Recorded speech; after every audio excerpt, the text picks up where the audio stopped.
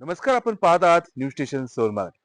कारवे जिल्हा परिषद गटातील भारतीय जनता पार्टीच्या उमेदवार अनुश्री थोरात तसेच गोळेश्वर पंचायत समिती गणाचे उमेदवार दादासो मरगळे यांनी कल्पवृक्ष उद्योग समूहाचे संस्थापक अध्यक्ष भाऊसाहेब ढेबे पाटील यांच्या कुटुंबाची सदिच्छा भेट घेतली।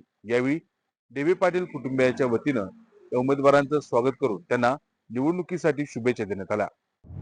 कारवे जिल्हा परिषद गटातील भारतीय जनता पक्षाच्या अधिकृत उमेदवार सौ अनुश्री दिग्विजय थोरात आणि गोळेश्वर पंचायत समिती गणाचे उमेदवार दादासो मरगळे यांनी सामाजिक व औद्योगिक क्षेत्रात आपला वेगळा ठसा उमटवणारे कल्पवृक्ष उद्योग समूहाचे संस्थापक अध्यक्ष युवा उद्योजक भाऊसाहेब ढेबे पाटील यांची सदिच्छा भेट घेतली। यावेळी कारवे, गोळेश्वर व कापिल गावातील प्रमुख कार्यकर्ते उपस्थित होते।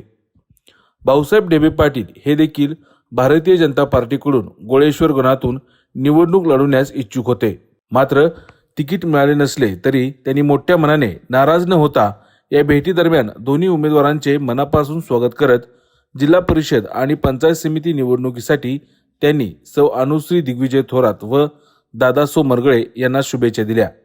तसेच विकास कामांना नेहमीच आपला पाठिंबा राहील असे सांगत निवडणूक प्रक्रियेत सर्वतोपरी सहकार्य करण्याची ग्वाही दिली। होऊ घातलेल्या पंचायत समिती व जिल्हा परिषदेच्या निवडणुकीमध्ये आज कापिल भेट दौरा उमेदवारांच्या वतीनं आयोजित केला होता।